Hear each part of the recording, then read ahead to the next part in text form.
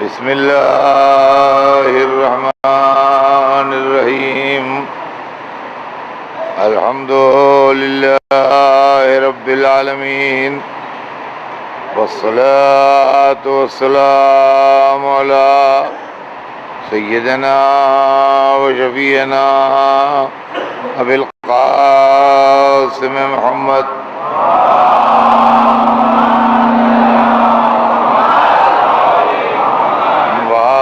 الطيبين الطاهرين المعصومين ولعنة الله على أعدائهم أجمعين من يومنا هذا إلى يوم الدين. أما بعد فقد قال الله سبحانه تبارك وتعالى في كتابه المبين وهو أصدق الصادقين: لقد من الله على المؤمنين إذ بعث فيهم رسولا من أنفسهم يتلو عليهم آياته ويزكيهم ويعلمهم الكتاب والحكمة وإن كانوا من قبل لفي ضلال مبين. صلوات بھیجتے ہیں محمد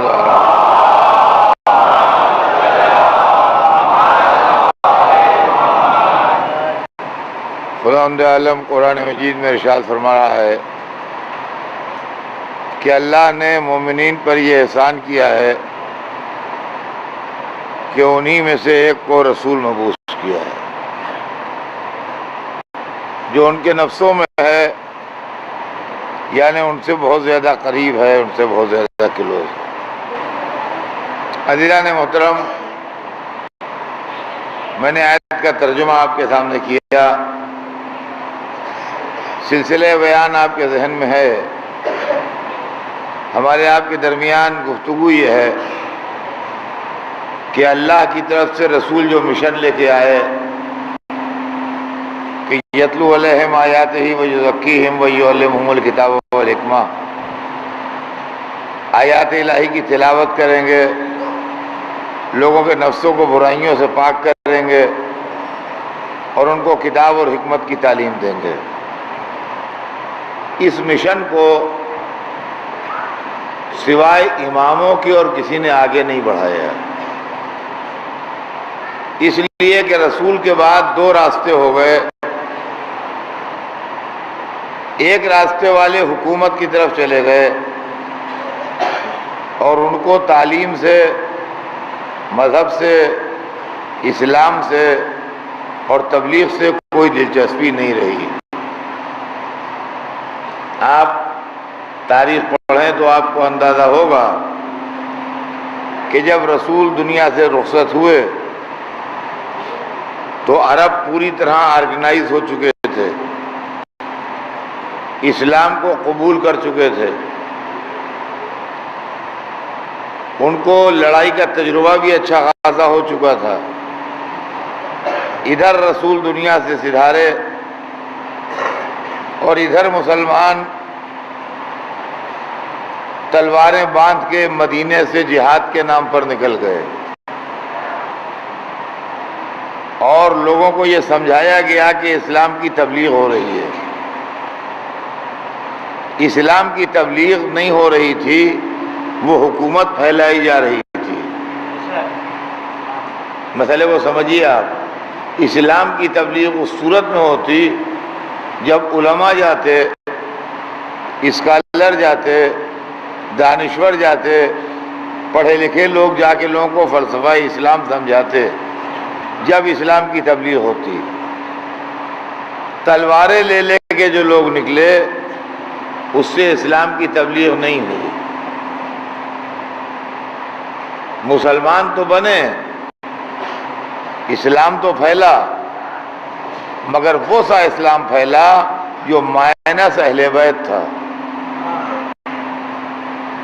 سمجھ لیجئے بات کو. چاہے وہ اسلام مصر میں پھیلا ہو، چاہے وہ اسلام عراق میں پھیلا ہو، چاہے وہ اسلام ایران میں پھیلا ہو، چاہے وہ اسلام ہندوستان تک آیا ہو، چاہے وہ اسلام اسپین تک پہنچا ہو، ٹرکی تک پہنچا ہو. آپ پڑھے لکھے لوگ ہیں، میں آپ کو دعوت دیتا ہوں کہ آپ تاریخ پڑھنے کا شوق ڈیولپ کیجئے اپنے اندر اور اسلامک ہسٹری کو پڑھنا شروع کیجئے، تو آپ کو اندازہ ہوگا کہ لوگ تلواریں لے کے جو نکلے تو مسلمانوں کو فتوحات نصیب ہونے لگے۔ فتح اس لیے ان کو مل رہی تھیں کہ جن قوموں سے ان کا ٹکراؤ تھا وہ اپنی ایج پوری کر چکے تھے۔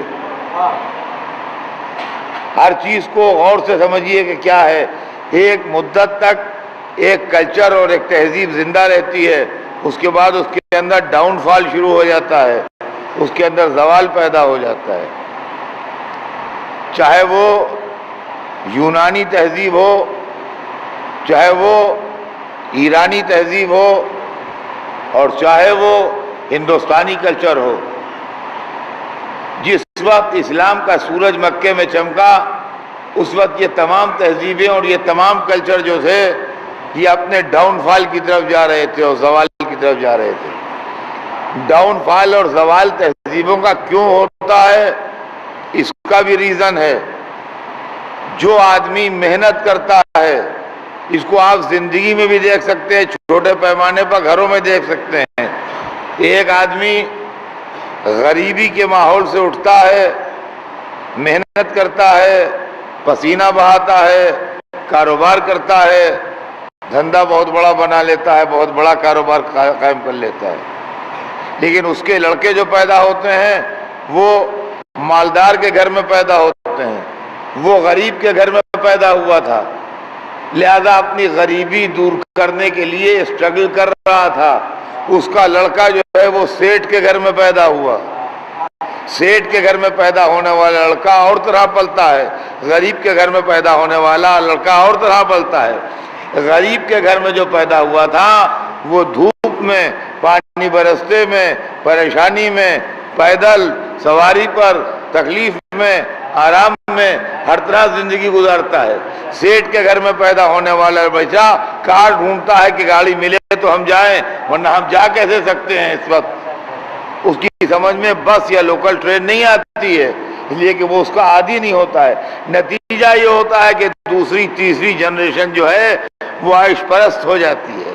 جب دوسری تیسری جنریشن عیش پرست ہو جاتی ہے تو ان کا ڈاؤن فال شروع ہوتا ہے۔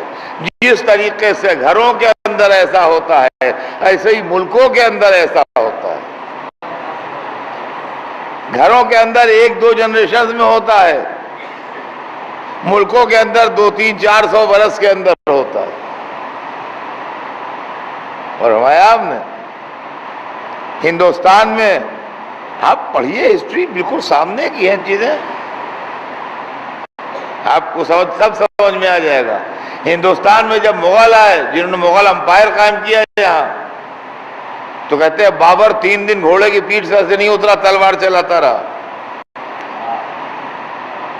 تو ادھر افغانستان کے سائڈ سے آیا تھا، وہ سخت، مشکل پسند، طاقتور، باہمت، 3 دن گھوڑے کی پیٹھ پر سے نہیں اترا، تلوار چلاتا رہا، نہ سویا، نہ آرام کیا، نہ ریسٹ لیا۔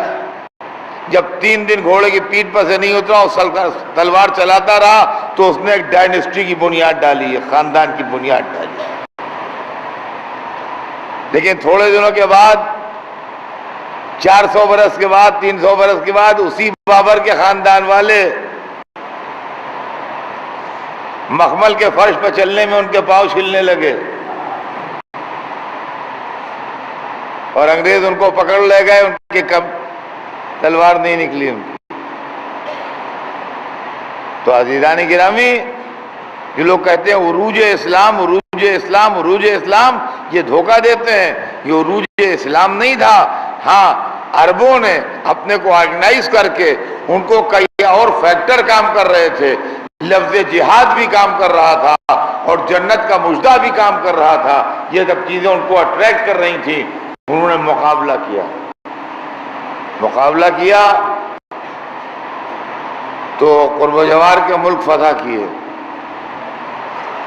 قرب و جوار کے ملک فتح ہوئے تو ان کو یہ معلوم ہو گیا کہ اللہ ایک ہے، محمد اس کے رسول ہیں، اور یہ جو سامنے ہے یہ خلیفہ ہیں۔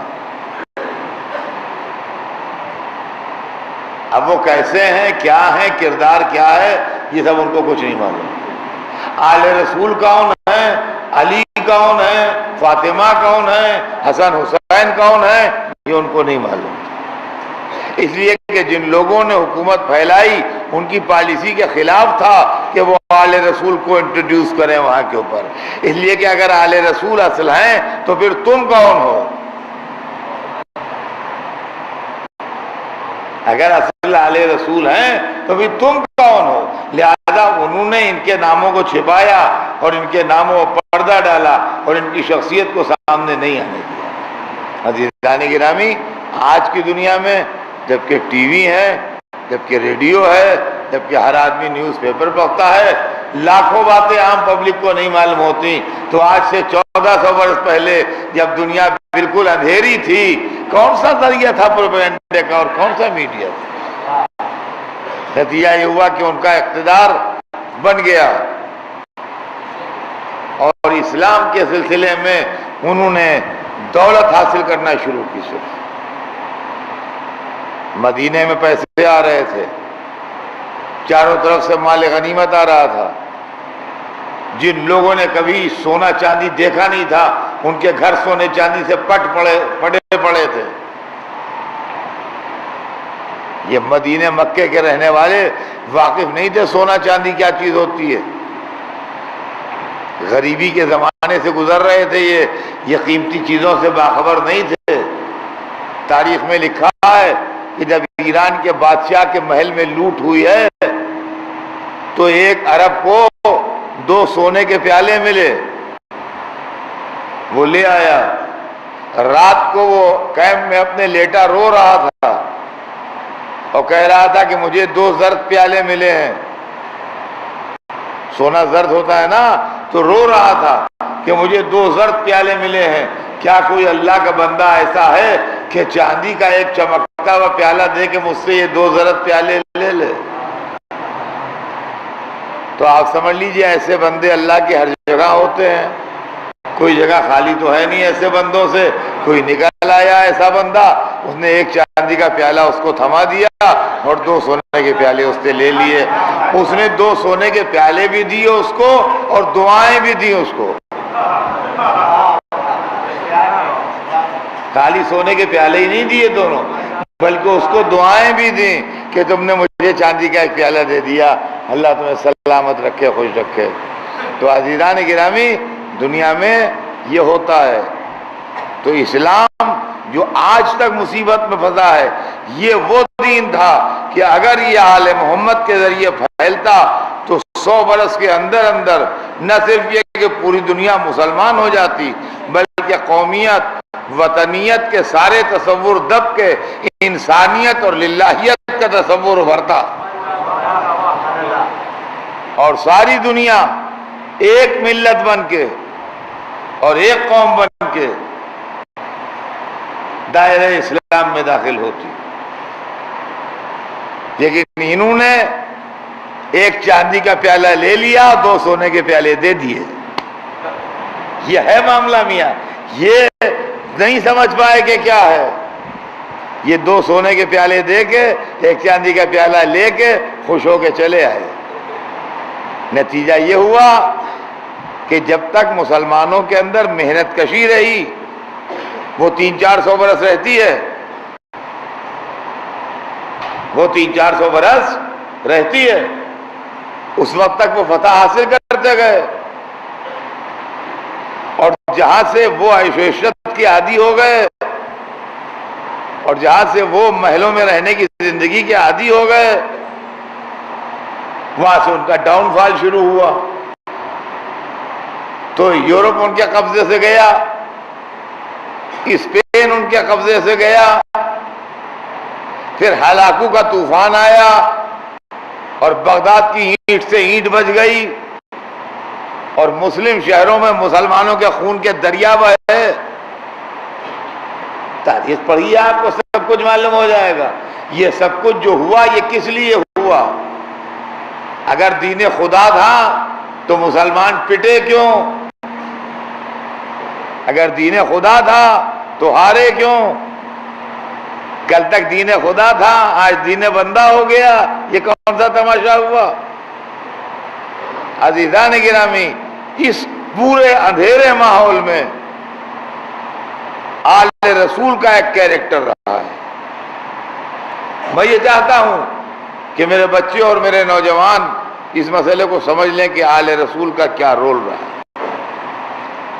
اور اسلام کو کل جب دنیا اور تعلیم میں آگے بڑھے گی اور انسان سچائی کی تلاش میں نکلے گا، آج ہم ممبروں سے چلا رہے ہیں لیکن کوئی سننے پر تیار نہیں، ہمیں معلوم ہے کوئی سننے پر تیار نہیں۔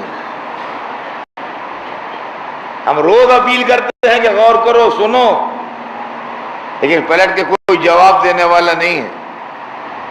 لیکن یہ سچویشن ہمیشہ نہیں رہے گی، ہم تو نہیں رہیں گے، لیکن 100 برس کے بعد، 200 برس کے بعد، 400 برس کے بعد کبھی یہی آواز پھر ابھرے گی اور اسی آواز پر دنیا لبیک کہے گی۔ اس وقت انسانیت کو بچانے والے اور اسلام کو بچانے والے فقط 12 امام نکلیں گے اور کوئی نہ نکلے گا۔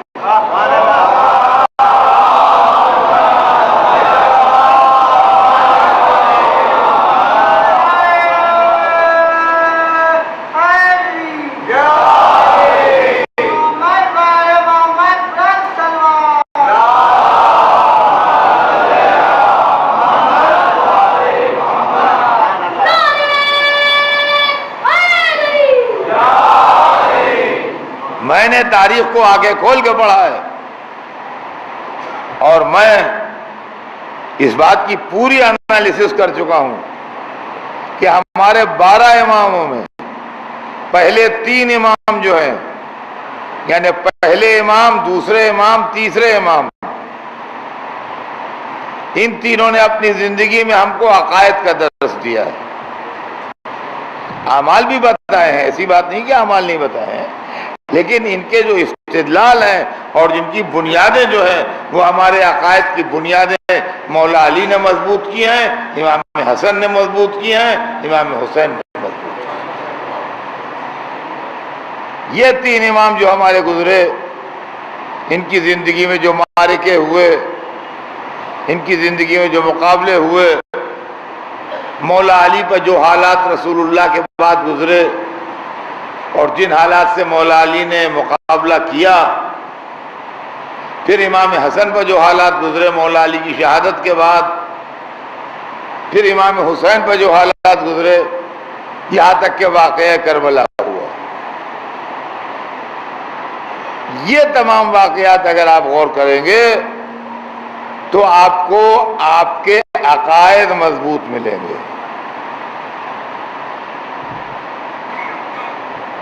عقائد آپ کے جو ہے پختہ ہو جائیں گے ان کی حالات غور سے پڑھنے سے، کہ امامت کیا ہے، حق کیا ہے، رسول کی جانشینی اور سکسیشن کیا ہے، نیابت کیا ہے۔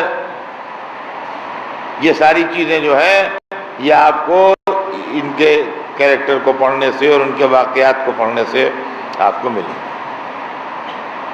اور اسی کے اندر 3 بڑی بنیادی باتیں ہیں اس پیریڈ میں جو کبھی نہ بھولائیے گا۔ یہ بات میں بار بار ریپیٹ کرتا ہوں، پہلی مرتبہ نہیں پڑھ رہا ہوں، قریب ہر سال محرم میں ریپیٹ کر رہا ہوں کہ ویسے آپ کے پاس جو کچھ ہے اور جتنے واقعات ہیں اور آپ کی جتنی تاریخ ہے سب بے مثال و لاجواب ہے۔ جیسے بادشاہی خزانے میں جواہرات ہوتے ہیں کہ کوئی نگینہ، کوئی ہیرا، کوئی یاقوت اس قابل نہیں ہوتا کہ اس کو پھینک دیا جائے، لیکن 3 چیزیں آپ کے پاس بڑی زبردست ہیں، ان کو کبھی ضائع نہ ہونے دیجیے گا۔ ایک چیز جس کو بچا کے رکھیے گا، ہمیشہ وہ یاد رکھیے گا اور ہر آدمی اپنے بچے کو بتاتا جائے، اس کا نام ہے غدیر۔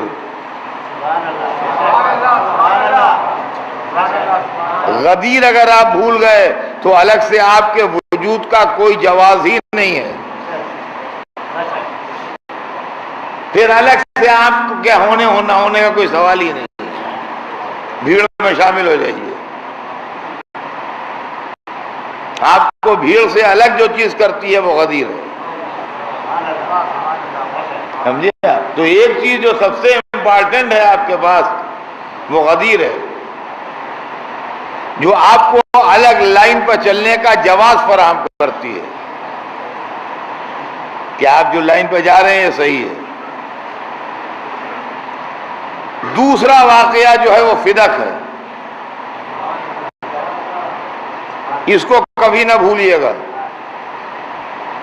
اور اس کو کبھی فراموش نہ کیجیے گا۔ فرمایا ہم نے اس کو بھی کبھی نہ بھولیے گا، اس لیے کہ فدق جو ہے وہ دودھ کا دودھ اور پانی کا پانی الگ کر دیتا ہے اگر آدمی غور سے پڑھے۔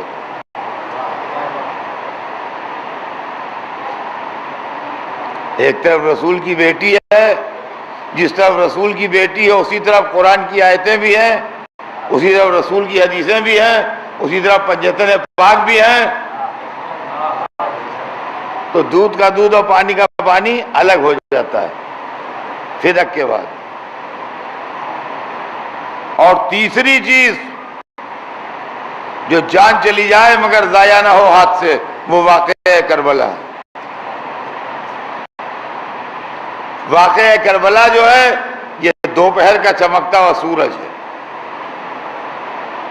کہ آسمان پر بادل بھی نہ ہو، کوہرا بھی نہ ہو، فاگ بھی نہ ہو، دھواں بھی نہ ہو، اور سر پر سورج چمک رہا ہو، اور 12 بجے ہو دن کے، اور کوئی کاغذ دے آپ کو میدان میں، کسی کمرے میں نہیں، اوپن میدان میں کہ پڑھ لیجئے۔ ان کا کہاں ذرا روشنی کم ہے، دکھائی نہیں دے رہا ہے، تو اب روشنی کم نہیں ہے، آنکھیں خراب ہیں۔ سمجھ میں آیا آپ کی؟ روشنی کم نہیں ہے۔ یہ 3 چیزیں ہیں، ان 3 چیزوں کو بچائیے گا آپ۔ اور یہ چیزیں مولا علی کے وقت سے لے کے امام حسین کے وقت تک پھیلی ہوئی ہیں۔ سمجھ میں آیا آپ کی؟ یہ 3 چیزیں جو بنیادیں ہیں، اور اس کو سیف رکھیے گا، بچا کے رکھیے گا، اس لیے کہ یہ تینوں چیزیں خطرے میں ہیں۔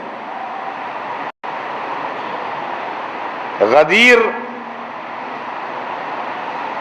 اور فدق سو کارڈ تحریک اتحاد بین المسلمین کی ضد پر ہے، اور عزاداری تحریک اصلاح عزاداری کی ضد پر ہے۔ لہذا یہ چیزیں جو ہیں یہ آپ کو سنبھال کے رکھنا پڑیں گی۔ اب آئیے، یہ تو 3 اماموں کا زمانہ گزرا، چوتھے امام کا زمانہ آیا۔ ہم نے اپنے بچوں کو اتنا ہی سمجھایا کہ بڑے مظلوم تھے اور کربلا میں بیمار بھی تھے، وہ بالکل صحیح سمجھایا، کوئی غلط بات نہیں ہے۔ لیکن چوتھے امام نے اپنے زمانے میں جو جہاد کیا ہے، اور چوتھے امام نے اپنے زمانے میں جو حالات سے مقابلہ کیا ہے، اس کو سمجھنا چاہیے ہمارے بچوں کو۔ بات صرف اتنی سی نہیں ہے کہ وہ بیمار تھے یا بہت بڑے مظلوم تھے، بے شک شہادت حسین کے وقت بیمار بھی تھے وہ، اور بے شک وہ عظیم ترین مظلوم شخصیت تھے، لیکن ان کے اوپر ذمہ داریاں کتنی تھیں۔ وہ نائب رسول تھے، وہ امام وقت تھے، رسول کی ڈیوٹی قرآن میں آپ کو روز سنا رہا ہوں، یتلو علیہم آیاتہ ویزکیہم ویعلمہم الکتاب والحکمہ، آیات الہی کی تلاوت کرے، نفسوں کو برائیوں سے پاک کرے اور کتاب و حکمت کی تعلیم دے۔ تو بحیثیت نائب مصطفیٰ کے چوتھے امام کا بھی یہ فرض تھا کہ وہ رسول کے اس مشن کو آگے بڑھائیں۔ حالات وہ تھے کہ اگر زبان سے بولیں گے تو قتل کر دیے جائیں گے، اگر 4 آدمیوں کو اپنے پاس بلا کے بات کریں گے تو وہ 4 آدمی مار دیے جائیں گے۔ دشمن کی طاقت اپنے کلائمیکس کے اوپر ہے، بات کرنے کی فرصت نہیں ہے، موقع نہیں ہے۔ فریضہ کہتا ہے کہ یہ کام کرو، حالات کہتے ہیں گھر کا دروازہ بند کر کے خاموش بیٹھو۔ تو ایک طرف تو چوتھے امام کی یہ ذمہ داری ہے، اور دوسری طرف شہادت حسین نے جو ذہنوں میں انقلاب برپا کیا ہے، جو انسانی فکر کو جھنجھوڑا ہے، جو لوگوں کی تھنکنگ چینج ہو رہی ہے کہ یہ کیا ہوا، یہ کیا ہوا، یہ نبی کا نواسہ کیسے مار ڈالا گیا، یہ حسین کیسے مار ڈالے گئے، یہ کون حسین تھے، کہ رسول کی بیٹی کے بیٹے، ارے تو کیا ہوا، کیسے مار ڈالے گئے۔ اس انقلاب کی لیڈرشپ کس کے پاس رہے گی؟ انقلاب حسینی کی قیادت کے حقدار بھی تو چوتھے ہی امام ہیں، اور کون قیادت کرے گا اس کی؟ یہ ریولوشن جو شہادت حسین سے ڈیولپ ہو رہا ہے، اس ریولوشن کی قیادت کون کرے گا؟ چوتھے امام۔ تو چوتھے امام کی زندگی کو آپ خالی گریے تک محدود نہ رکھیے۔ آپ کے تذکرے جب ہوتے ہیں تو دو باتیں خاص طور سے ذکر ہوتی ہیں۔ ایک تو آپ کی دعاؤں کا تذکرہ ہوتا ہے، جس کا مجموعہ صحیفہ کاملہ آج بھی دنیا میں ہاتھوں میں ہے، اور دوسرے آپ کے گریے کا تذکرہ ہوتا ہے کہ جب پانی سامنے آیا جب روئے، جب کھانا سامنے آیا جب روئے، جب کوئی ملنے والا ملنے جلنے آیا تو روئے، جب وضو کے لیے پانی ہاتھ میں لیا تو روئے۔ یہ مجلسوں میں آپ نے سنا ہے کہ نہیں سنا؟ یہ دونوں عمل جو تھے یہ بڑے انقلابی عمل تھے۔ دعاؤں کے ذریعے وہ نیابت محمد کے مشن کو آگے بڑھا رہے تھے۔ وہ تقریر نہیں کر سکتے تھے، وہ جلسہ نہیں کر سکتے تھے، وہ جلوس نہیں نکال سکتے تھے، وہ گیدرنگ نہیں کر سکتے تھے، حالات نہیں تھے۔ حکومت پابندی لگا دیتی، حکومت اٹھا کے قتل کر دیتی آنے والوں کو، ان کے ذمے ان کے چاہنے والوں کی جان کا بچانا بھی تھا۔ لیکن اگر ایک آدمی مسجد کے گوشے میں بیٹھا مناجات کر رہا ہے، نہ کسی کو بلا رہا ہے، نہ کسی کے پاس جا رہا ہے، نہ کسی کو سنا رہا ہے، نہ اجتماع کر رہا ہے، نہ گیدرنگ کر رہا ہے، مسجد کے کونے میں ایک آدمی بیٹھا ہے، ہاتھ اٹھائے اللہ سے دعا مانگ رہا ہے، اپنے اللہ سے باتیں کر رہا ہے، لیکن اس کے لہجے میں وہ مٹھاس ہے، اس کے انداز میں وہ خوبی ہے، اس کی گفتگو میں اتنا چارم ہے اور اتنی کشش ہے کہ جو سنتا ہے وہ اس کی دعاؤں میں محو ہو جاتا ہے، جو سنتا ہے وہ اس کی باتوں کو یاد کرتا ہے، جو سنتا ہے وہ ایک ایک جملہ محفوظ رکھ کے دوسروں کو سناتا ہے، اس لیے کہ وہ جملے جو ہیں وہ عجب اعجازی شان کے جملے ہیں جو ہر ایک کے دل میں اترتے جا رہے ہیں۔ اس طریقے سے امام نیابت محمد کا فریضہ انجام دے رہے ہیں۔ یتلو علیہم آیاتہ ویزکیہم ویعلمہم الکتاب، فرمایا آپ نے۔ تو یہ چیز جو امام کر رہے ہیں گوشے میں مسجد کے بیٹھے ہوئے، یہ رسول کی نیابت کا فریضہ ہے جو انجام دے رہے ہیں۔ اور یہ جو آنسو بہ رہے ہیں، لوگ کہتے ہیں کہ آنسوؤں کی کوئی قیمت نہیں ہے۔ آپ کو اندازہ نہیں ہے کہ ان آنسوؤں نے حکومتیں بدل دی ہیں۔ یہ آنسو جو ہیں یہ حسینی انقلاب کی قیادت کر رہے ہیں۔ وہ ریولوشن جو حسین نے اپنی شہادت سے پیدا کیا، اس ریولوشن کو آگے بڑھا رہے ہیں چوتھے امام کے آنسو۔ ایک آدمی کسی سے کچھ نہیں کہتا، اپنے باپ کے غم میں بیٹھا رو رہا ہے، اس پر کون سا قانون لاگو ہوتا ہے؟ اس پر کون سا قاعدہ لاگو ہوتا ہے؟ وہ اپنے گھر کے گوشے میں بیٹھا رو رہا ہے، سڑک پر نہیں جا کے روتا ہے، شارع عام پر بیٹھ کے نہیں روتا ہے۔ ایک آدمی اپنے گھر کے کونے میں بیٹھا رو رہا ہے، لیکن یہ آنسو ضائع نہیں جا رہے ہیں، بلکہ جو آ رہا ہے وہ متاثر ہو رہا ہے، اور یہاں رو کے جہاں جا رہا ہے وہاں حسینی مشن کو آگے بڑھا رہا ہے۔ اور میرے پاس اس کے پروف ہیں، کوئی آدمی یہ نہ سمجھے کہ میں ایسے ہی بول رہا ہوں بے سمجھے بوجھے۔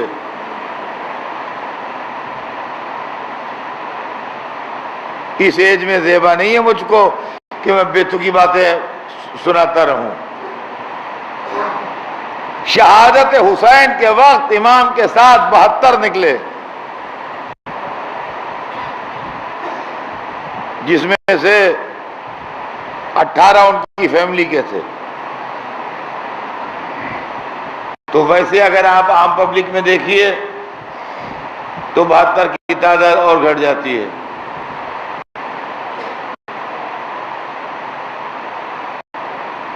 اور ہمارے ہم نے کہہ لیجئے کہ 2-4 ہزار قید ہوں گے، کہہ لیجئے کہ 2-4 ہزار کو خبر نہیں ہوگی، تو ٹوٹل کتنے آدمی آپ تصور کرتے ہیں کہ تھے اس وقت؟ لاکھ کچھ کیجئے گا اور بڑی لمبی لمبی فگرز جوڑ ڈالیے گا، جب بھی 10,000 سے آگے نہیں بڑھے گا معاملہ۔ اس لیے کہ اگر لاکھوں تھے تو شہادت حسین کے بعد ریولوشن کیوں نہیں ہوا؟ یہ سوچئے، اگر لاکھوں تھے تو شہروں میں آگ کیوں نہیں لگی؟ اگر لاکھوں تھے تو یزید کی فوج پر حملے کیوں نہیں ہوئے؟ اگر لاکھوں تھے تو اسیروں کا قافلہ خیریت سے شام تک پہنچ کیسے گیا؟ اس کا مطلب یہ لوگ زیادہ نہیں تھے۔ لیکن تھوڑے دنوں کے بعد چوتھے امام کے آخری دور میں جب حجاج ابن یوسف گورنر ہوا تو تاریخ لکھتی ہے 80 ہزار شیعہ قید میں رہے ایک وقت۔ تو سوال یہ ہے کہ چند برس کے بعد اتنے شیعہ کہاں سے آ گئے کہ 80 ہزار خالی قید میں ہیں؟ اچھا، جب 80 ہزار قید میں ہیں تو ان کی بیویاں، ان کے بچے تو قید میں نہیں ہوں گے، تو ان کے بھائی اس فیگر کو جسٹ ڈبل تو کم از کم کریں گے آپ۔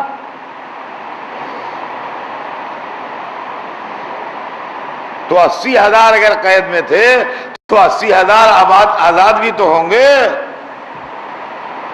پھر 10-20 ہزار ایسے بھی تو نکال آئیں گے جو قید نہیں ہوں گے۔ تو یہ ایک دم سے چند برس کے اندر فیگر 10,000 سے 2 لاکھ کیسے پہنچ گئی؟ یہ وہی حسینی ریولوشن ہے جو آنسوؤں کے ذریعے آگے بڑھا۔ تو یہ نہ سمجھیے کہ چوتھے امام گھر میں بیٹھے رہے، نہیں، چوتھے امام کا جہاد بھی ایک عظیم جہاد تھا جو آپ فرماتے رہے۔ اب 5ویں اور 6ٹھے امام کا زمانہ آیا،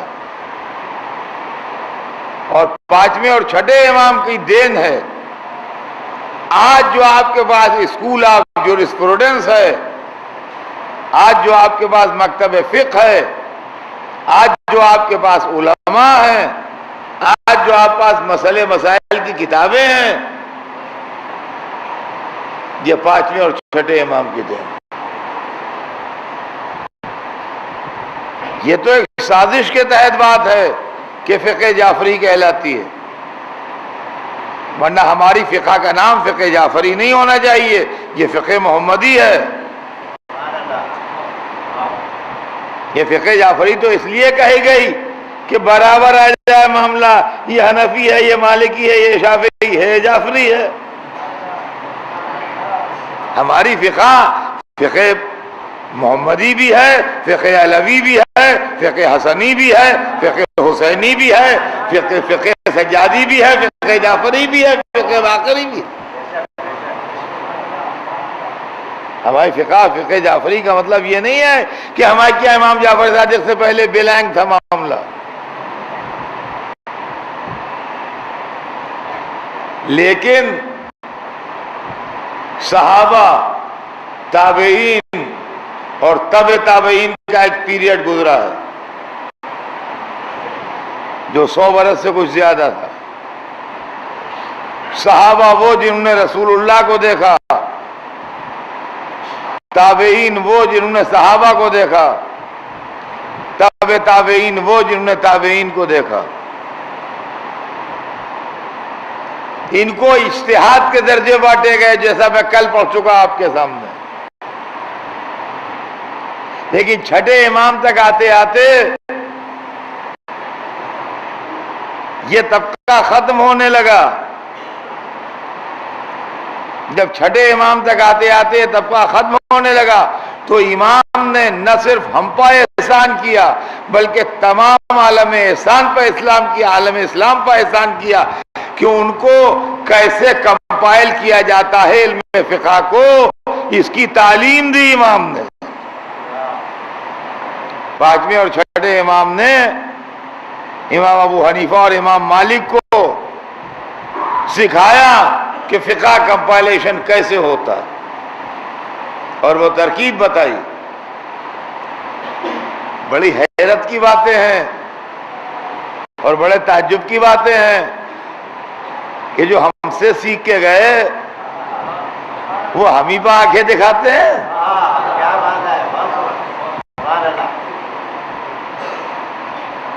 امام جعفر صادق نے سکھایا،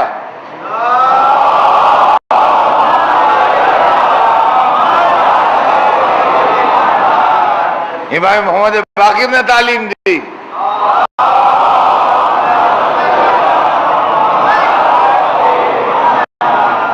ان دونوں اماموں نے ہمارے اس اسکول آف جورسپروڈنس کو اور اس مکتب فقہ کو جو رسول اللہ کے زمانے سے علم امامت میں محفوظ چلا آ رہا تھا کاغذ پر منتقل کیا تاکہ ہم تک پہنچ سکے اور ہم اس سے فائدہ اٹھا سکیں. اور آج جو ہمارے علماء فائدہ اٹھا رہے ہیں وہ صدقہ ہے اماموں کا کہ جس سے آج سب فائدہ اٹھا رہے ہیں. اور ہمارے ساتھ ناانصافی کر رہے ہیں لوگ کہ شیعہ لوگ تو صحابہ کو نہیں مانتے، تابعین کو نہیں مانتے، تابعین کو نہیں مانتے، تو اپنے اماموں کو مانتے، تو اپنے اماموں کو مانتے ہیں. شیعہ لوگ صحابہ کو نہیں مانتے، صحابہ کرام کو نہیں مانتے، تابعین کرام کو بھی نہیں مانتے لوگ، تابعین کو بھی نہیں مانتے. یہ ٹرمینالوجی میں بار بار آپ کو اس لیے سنا رہا ہوں کہ بچوں کو یاد رہ جائے. اس میں 3 جنریشنز ہیں. صحابی وہ لوگ ہیں جنہوں نے رسول اللہ کو دیکھا ہے، وہ صحابی ہیں. لیکن جو بعد میں پیدا ہوئے یا پیدا ہوئے تھے رسول کے زمانے میں مگر کسی اور شہر میں تھے، رسول کی زیارت سے محروم رہے، مگر انہوں نے صحابہ کو دیکھا، وہ تابعین کہلاتے ہیں. اور وہ لوگ جنہوں نے صحابہ کو تو نہیں دیکھا، جب وہ پیدا ہوئے تو صحابہ دنیا میں نہیں تھے یا اس شہر میں نہیں تھے جہاں وہ رہتے تھے، مگر انہوں نے تابعین کو دیکھا، وہ تابعین کہلاتے ہیں. عالم اسلام نے کھیل یہ کھیلا ہے کہ ان 3 جنریشنز کے گرد ایک سرکل بنا دیا ہے جس میں یہ لوگ رہتے ہیں، صحابہ، تابعین، تبع تابعین، اور جہاں کسی نے کچھ کہا وہی لڑنے کو تیار ہو گئے. ہائیں اب صحابہ کو کہہ رہے ہیں، ہائیں تابعین کو کہہ رہے ہیں، ہائیں تابع تابعین کو آپ ایسی بات کر رہے ہیں. ارے کیسے آدمی ہے صاحب آپ؟ بات کرنے کی تمیز نہیں آپ کو. خدا پہ اعتراض ہو، رسول پہ اعتراض ہو، ان کو پریشانی نہیں ہے، لیکن صحابہ یا تابعین یا تبع تابعین پر نہ ہو. اور شیعوں پر اس بات کا غصہ ہے کہ شیعہ تو بہت ہی خراب ہے،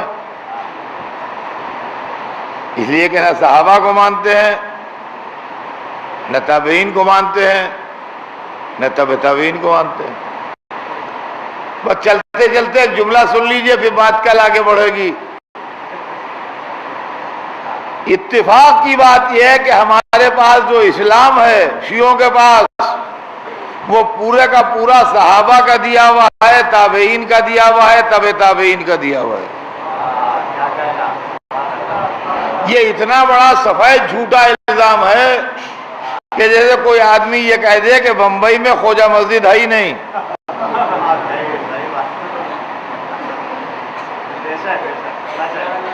اس طرح سے ہم پر یہ الزام ہے کہ آپ شیعہ صحابہ کو نہیں مانتے، تابعین کو نہیں مانتے، تبع تابعین کو نہیں مانتے.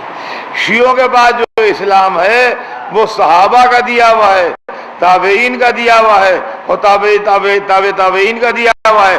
اب آپ اس کی ڈیٹیل سن لیجئے، آگے بیان کل بڑھاؤں گا. ہم صحابی اس کو کہتے ہیں جس نے رسول کو دیکھا ہو. ہمارے 3 اماموں نے رسول کو دیکھا.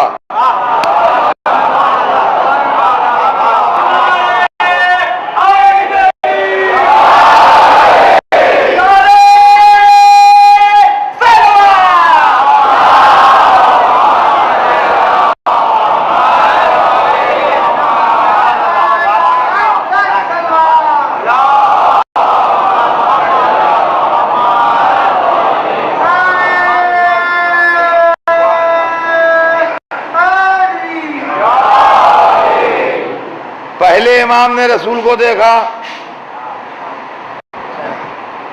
دوسرے امام نے رسول کو دیکھا، تیسرے امام نے کوئی ڈاؤٹ نہیں، شک نہیں، دیکھا ہی نہیں، ان کی گود میں رہے، ان کی زبان چوسی، ان کے کندھے پہ بیٹھے. سب نے تو دیکھا، یہ کندھوں پہ بیٹھے. یہ آپ تو 3 امام تو صحابہ ہیں، ہم نے صحابہ سے اسلام لیا. چوتھے اور 5ویں امام وہ ہیں جنہوں نے صحابہ کو دیکھا.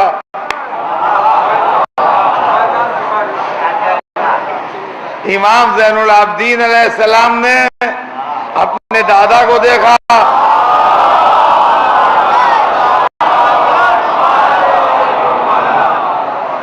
اپنے چچا امام حسن کو دیکھا، اپنے والد امام حسین کو دیکھا، اور سینکڑوں اور صحابی موجود تھے اس زمانے میں جن کو چوتھے امام نے دیکھا. تو چوتھے امام تابعی ہیں. 5ویں امام نے اپنے دادا کو دیکھا، امام حسین کو. جابر ابن عبداللہ انصاری رسول کا سلام لائے ان کے پاس، ان کو دیکھا، اور بہت سے صحابہ تھے ان کو دیکھا. لہذا 2 امام تابعی ہیں، چوتھے اور 5ویں، چھٹے اور 7ویں امام جو ہیں وہ تبع تابعی ہیں جنہوں نے تابعین کو دیکھا. تو عزیزان گرامی، ہمارا پورا اسلام صحابہ، تابعین، تبع تابعین کا دیا ہوا ہے. اب اگر آپ لفظ صحابہ کو سے کوئی خاص مراد لیتے ہیں، صلوات بھیجتے ہیں محمد.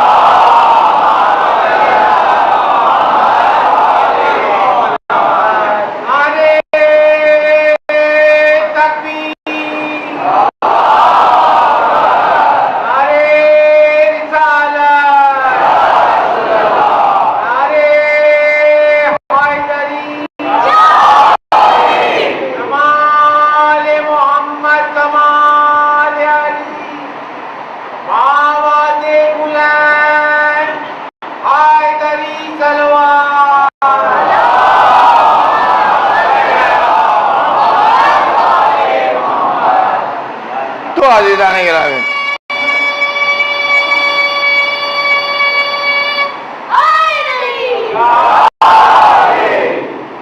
تو میں عرض یہ کر رہا تھا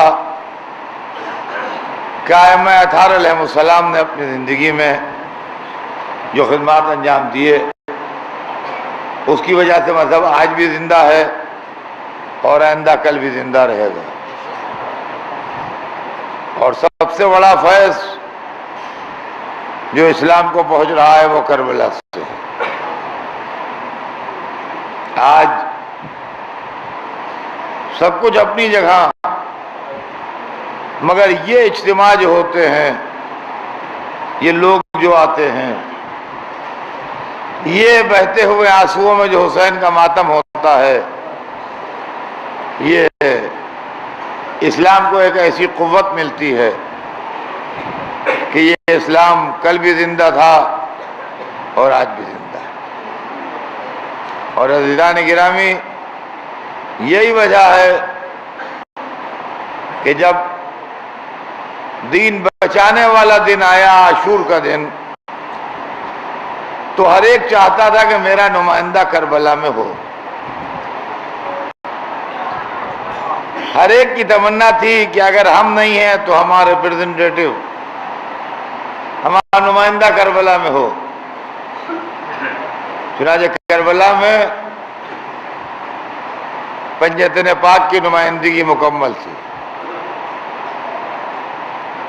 فاطمہ زہرا کی نمائندگی زینب کبریٰ کر رہی تھی. حسن مجتبیٰ کی نمائندگی حضرت قاسم کر رہے تھے. رسول کی نمائندگی حسین کر رہے تھے. خود حسین کا بیٹا علی اکبر موجود تھا راہ خدا میں سر دھرنے کے لیے، اور علی کی نمائندگی عباس کر رہے تھے. عزیزان گرامی، آج کی رات ہم لوگ حضرت عباس کے مصائب پڑھتے ہیں.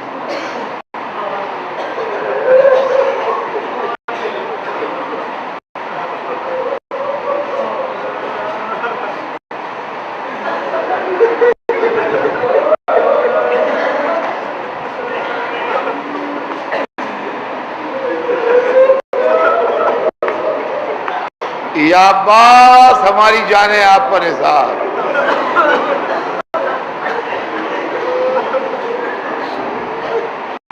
یا عباس، ان غلاموں کا سلام لیجئے.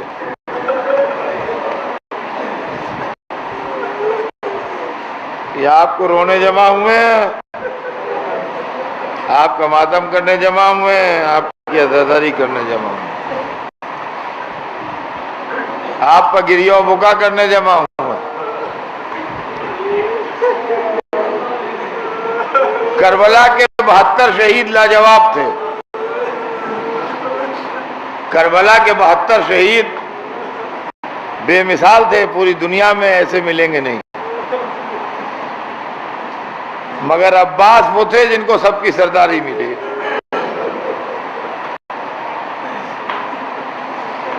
علم لشکر اسلام عباس کے ہاتھ میں تھا، اور اس شان سے علم اٹھایا کہ آج تک علم اٹھ رہا. عباس پر بھی سلام اور عباس کے علم پر بھی سلام.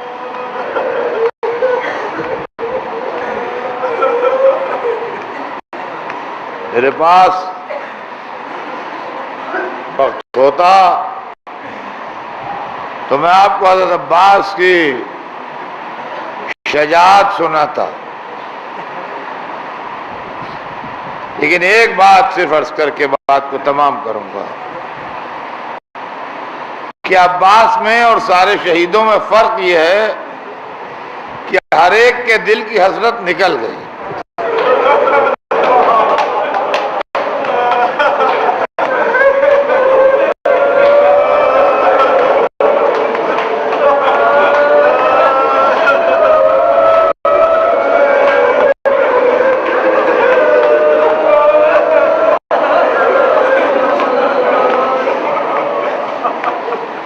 قاسم ہو یا علی اکبر، حبیب ہوں یا مسلم، زہیر ہوں یا ہلال، ظالموں کے ظلم کا بہت دل جلا، اور بہت ظاہر ہے کہ مزاج برہم ہوا ہوگا، مگر جب مولا سے اجازت لے کے تلوار کھینچ کے آئے تو ٹکڑے اڑا دیے لشکر کے۔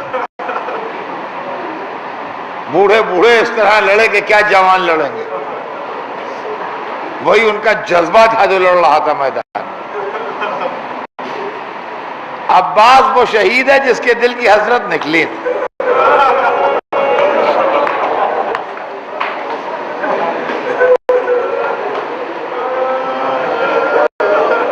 شب عاشور زہیر سے ملاقات ہوئی تھی تو زہیر سے کہا تھا، زہیر یہ لشکر میری نظر میں سما نہیں رہا ہے،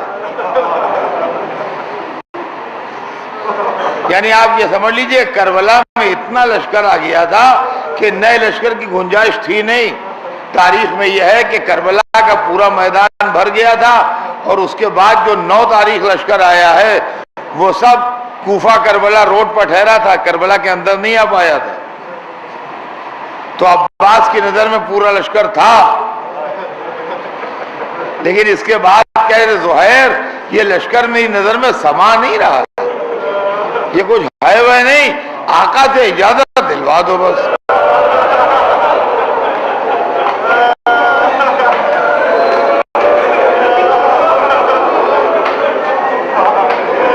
زہیر اجازت دلوا دو۔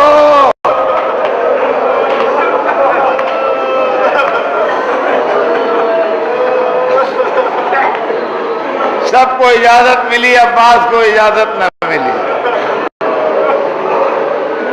تاریخ بتاتی ہے جب کوئی نہ رہا تو آئے، کہا آقا آپ مجھے بھی اجازت دے دیجئے۔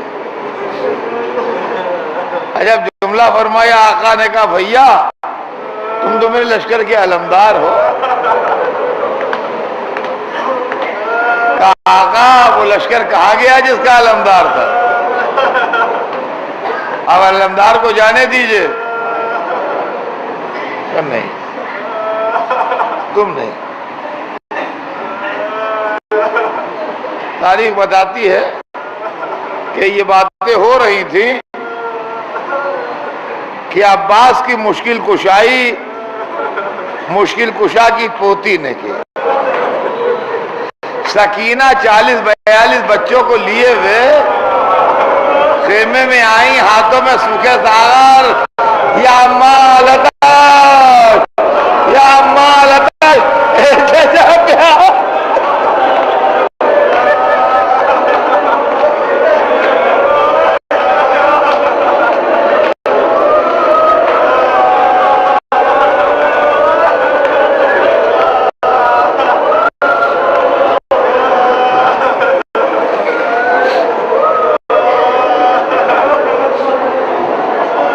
ججا پیاس، اے ججا پیاس مارے ڈالتی ہے۔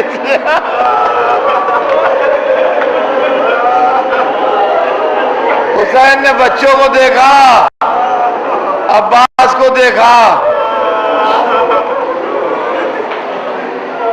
کہا اچھا بھیا لڑنے کی اجازت نہیں ہے، لیکن ان پیاسے بچوں کے لیے پانی کوئی سبیل ہو تو کرو۔ اے لیجئے رن کو جانے کی اجازت تو ملی۔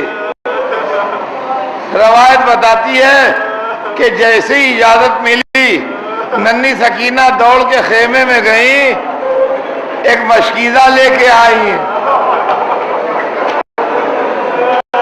ایک مشکیزہ لے کے آئیں۔ اب ذرا تصور کی آنکھوں سے دیکھیے، مجلس تمام ہو رہی ہے، اس کے آگے پڑھنے کی میرے دل میں طاقت نہیں ہے۔ 4 برس کی سکینہ مشکیزہ لے آئیں، عباس اپنے بلند قامت گھوڑے پہ کھڑے ہیں، بچی ننھے ہاتھ اٹھا کے مشکیزہ دے رہی ہے، چچا